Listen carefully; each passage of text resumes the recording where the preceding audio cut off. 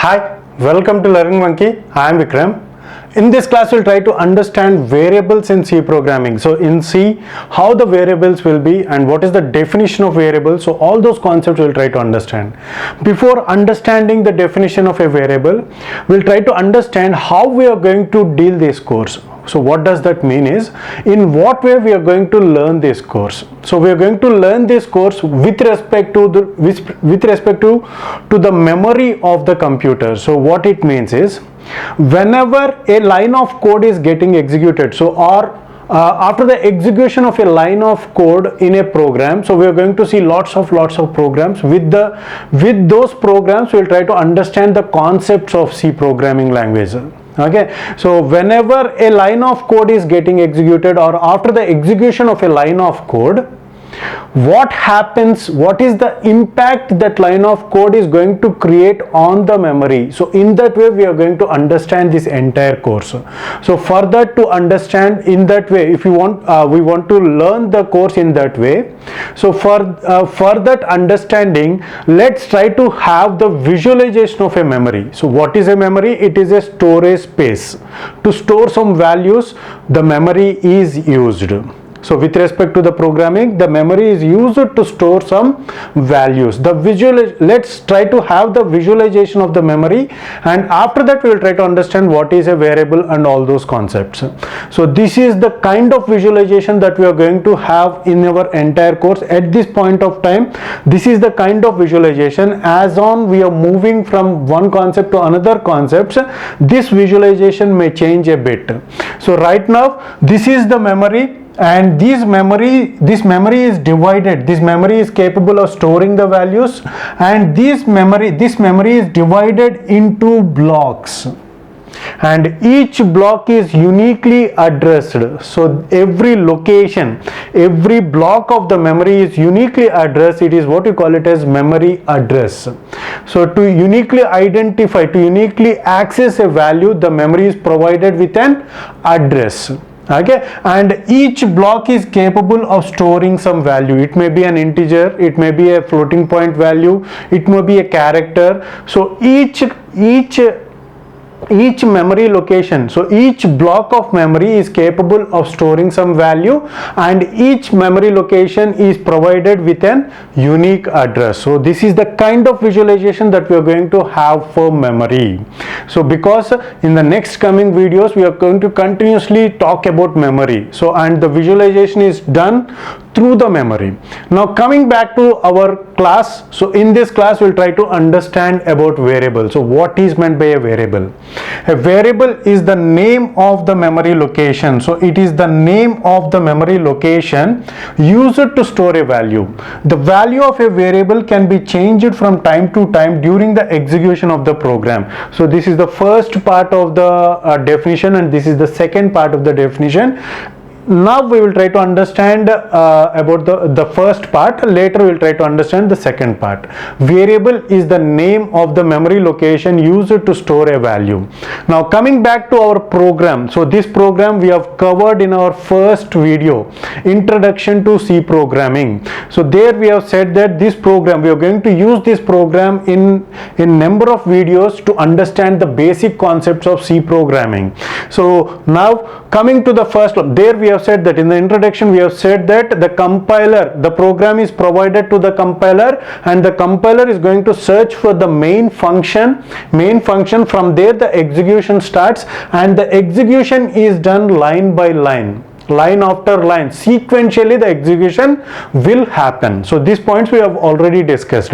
So as the program is provided to the compiler, the first line of code will get executed. So what this first line of code states is int a comma b comma c. So what is that int? Int is what we call it as data type, the type of data. Data types, about the data types we will try to understand in our later classes. As of now, think that int means it is integer, and a comma b comma c are variables.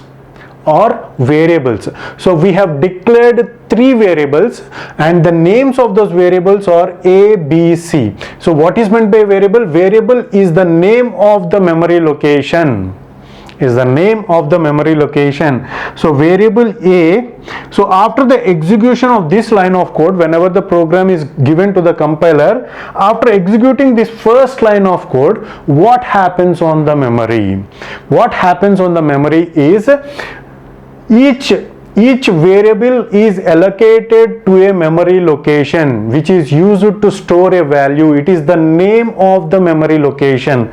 So A means, so what the compiler, let's assume that what the compiler has done is, after the execution of that line of code, the variable A is provided, is allocated with a memory location 4, which means that the memory location 4 is now named as A. Think of that point. This point is very important to understand. So the compiler has assigned a memory location 4 to A, and similarly assume that the memory location B, the variable B is allocated with memory location 2, and similarly C, the variable C is allocated with memory location 6. Let's assume that these are the memory locations that are assigned to the variables A, B, C respectively. A is assigned with memory location 4 and B is assigned with memory location 2 and C is allocated with memory location 6. So with this line of code, with the execution of this line of code, this is what this is what it is going to happen on the memory. These memory locations are reserved for A, B, C. Okay, so have we assigned a value to that memory location? Not yet. We have just assigned the locations, but the memory locations, but the values are not assigned to that memory locations. So now we will try to assign the memory locations. A is equal to 10 and B is equal to 20. So what happens with this is, this value 10, and we have named that it is integer. So all these variables are integers, means all these variables are capable of storing only integers. Int is a data type of data these variables are capable of storing, that has to be declared. So this is declaration of a variables. This first line of code in C, the first line of code is allocated for declaration of variables. Variables A, B, C has been declared, and now the assignment is done. Assignment is done where A is equal to 10, B is equal to 20 means the A is the name of the memory location. So what is the memory location that it is pointing to? It is 4. It is allocated with memory location 4. So this memory location 4 will get stored with value 10 because the value 10 is assigned to A and value 20 is assigned to B.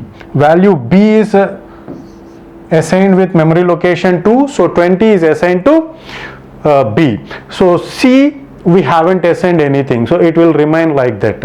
Okay, so now with these two lines of code, the execution of with these two lines of code, this is what it is going to create an impact. So after executing this line of code, these values will get stored onto the memory. So this is the impact that is created after the execution of the second line. Okay, so now the same job can be done in one single line, which means declaration and assignment can be done in one single line. So for understanding, we have done it in that way. So these two lines can be clubbed into one single line. How it can be done is, it is int A is equal to 10, B is equal to 20 and C.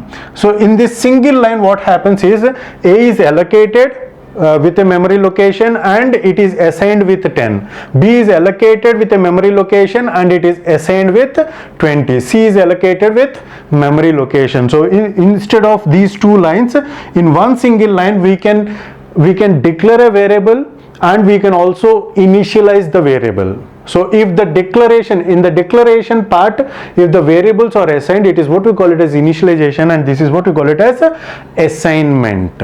Okay, coming to the second part of the definition. So what the second part of the definition states is, the value of a variable can be changed from time to time during the execution of the program.